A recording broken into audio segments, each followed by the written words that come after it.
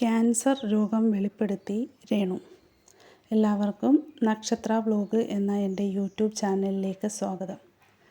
കൊല്ലം സുധിയുടെ മരണത്തിന് ശേഷം 2 മക്കളെയും ചേർത്ത് പിടിച്ച് ജീവിക്കുന്ന രേണു സുധിയെ എല്ലാവർക്കും അറിയുമായിരിക്കുമല്ലോ. ഞാൻ പ്രത്യേകം പരിചയപ്പെടുത്തേണ്ട കാര്യമില്ല. ഒരുപാട് സൈബർ അറ്റാക്കുകൾ നേരിട്ട ഒരു വ്യക്തിയാണ് രേണു. അത് അവരുടെ ഓരോ പ്രവർത്തികൾ കൊണ്ടാണ് എന്നതൊരു സത്യമാണ്. പക്ഷേ ഇപ്പോൾ രേണു സുധി അവരുടെ ആരോഗ്യ പ്രശ്നവുമായി ബന്ധപ്പെട്ട ചില വെളിപ്പെടുത്തലുകൾ നടത്തിയിരുന്നു. അതിനെ തുടർന്ന് അവരെ അനുകൂലിച്ചും പ്രതികൂലിച്ചും ആളുകൾ കമൻ്റ് ഇടുകയും വീഡിയോ ചെയ്യുകയും ഒക്കെ ചെയ്യുന്നുണ്ട്. അത് സ്വാഭാവികമാണല്ലോ. നിങ്ങൾക്ക് അത് കിട്ടേണ്ടതാണ് എന്ന് പറയുന്നവരുണ്ട്, ദൈവം തന്ന ശിക്ഷയാണെന്ന് പറയുന്നവരുണ്ട്, നിങ്ങളത് ചോദിച്ചു വാങ്ങിയതാണ് എന്ന് പറയുന്നവരുണ്ട്, അഹങ്കാരം അല്പം കുറഞ്ഞിട്ടുണ്ട് എന്ന് പറയുന്നവരുണ്ട്, പാവം കുട്ടിയെ ഉപദ്രവിക്കരുത് എന്ന് പറയുന്നവരുമുണ്ട്. നമ്മുടെ സമൂഹത്തിലെ ഭർത്താവ് മരിച്ച ഒരു സ്ത്രീ എങ്ങനെ ആയിരിക്കണം എന്ന ഒരു പൊതുബോധം ഉണ്ടല്ലോ, അത് മാറ്റിക്കുറിച്ച ഒരാളാണ് രേണു സുധി. എൻ്റെ അഭിപ്രായമാണ് കേട്ടോ. നിങ്ങളുടെ അഭിപ്രായം എന്താണെന്ന് എനിക്കറിയില്ല. എന്തെങ്കിലും പറയാനുണ്ടെന്നുണ്ടെങ്കിൽ അത് കമൻറ്റ് ബോക്സിൽ പറയാം കേട്ടോ. അപ്പോൾ അവർ ഭർത്താവ് മരിച്ച സ്ത്രീകളെപ്പോലെ വീട്ടിലിരിക്കാതെ തൻ്റെ മക്കളെ നോക്കാനും കുടുംബം നോക്കാനും ആരുടെയും മുമ്പിൽ കൈനീട്ടാതെ ജീവിക്കാനും വേണ്ടി അറിയാവുന്ന ജോലിക്കിറങ്ങി.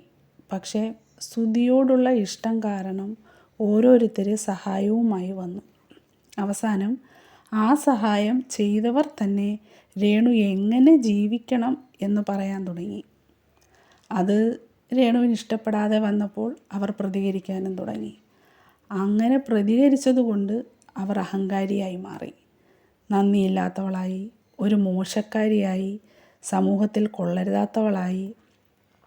പക്ഷേ ആ വിമർശനങ്ങളെയെല്ലാം രേണു തൻ്റെ ഉയർച്ചയിലേക്കുള്ള ചവിട്ടുപടിയാക്കി മാറ്റി.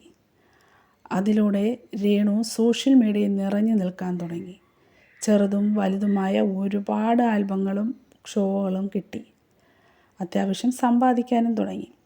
അവരുടെ തൻ്റെ ഇടത്തെയും ധൈര്യത്തെയും സമ്മതിച്ചേ പറ്റൂ. ഇപ്പോൾ രേണു വെളിപ്പെടുത്തുകയാണ് അവരിപ്പോൾ ജീവിതത്തിൽ വലിയൊരു പ്രതിസന്ധിയിലൂടെ കടന്നു പോകുകയാണെന്ന്. 15-ാം വയസ്സിൽ സ്തനത്തിൽ കണ്ട ഒരു മുഴ ഇപ്പോൾ ക്യാൻസറായി മാറിയെന്നും നിലവിലത് 3-ാം സ്റ്റേജ് പിന്നിട്ട് ശ്വാസകോശത്തിലേക്കും ഹൃദയപേശികളിലേക്കും വ്യാപിച്ചിരിക്കുകയാണ് എന്നും. ക്യാൻസർ ആണെന്നറിഞ്ഞിട്ടും ആരോടും പറയാതിരുന്നത് തൻ്റെ മക്കളെ ഒരു കരയ്ക്കെത്തിക്കാനും തൻ്റെ ചികിത്സാ ചിലവിനും വേണ്ടിയാണ് എന്നും അവർ ആ അഭിമുഖത്തിൽ പറയുന്നുണ്ട്. ഒരു സ്ത്രീ എന്ന നിലയിൽ അവരെ സമ്മതിച്ചേ പറ്റൂ. അവരുടെ ധൈര്യത്തെയും, ആരുടെയും സഹായത്തിനോ ആരുടെയും മുമ്പിൽ കൈനീട്ടാനോ അവർ നിന്നില്ലല്ലോ. രോഗം വന്നിട്ടും ഇത്രയും സൈബർ ആക്രമണം നേരിട്ടിട്ടും പുഞ്ചിരിയോടെ തൻ്റെ ജോലി ചെയ്ത് കുടുംബം നോക്കുന്ന അവരെ ചേർത്ത് പിടിക്കുകയല്ലേ വേണ്ടത്. ക്യാൻസറിനെ തോൽപ്പിച്ച് അവർ പൂർണ്ണ ആരോഗ്യത്തോടെ തിരിച്ചു വരിക തന്നെ ചെയ്യും. കാരണം അത്രയ്ക്ക് മനക്കരുത്തുള്ളൊരു സ്ത്രീയാണ് അവർ. അങ്ങനെ ഒരു തിരിച്ചു വരവ് ഉണ്ടാകട്ടെ എന്ന് നമുക്ക് പ്രാർത്ഥിക്കാം. ഇന്നത്തെ എൻ്റെ വീഡിയോ ഇത്രയേ ഉള്ളൂ. ഇത് ഇഷ്ടപ്പെട്ടു എന്നുണ്ടെങ്കിൽ സബ്സ്ക്രൈബ് ചെയ്യാൻ മറക്കല്ലേ. ലൈക്കും കമൻറ്റും ഷെയറും കൂടി ചെയ്യണം കേട്ടോ.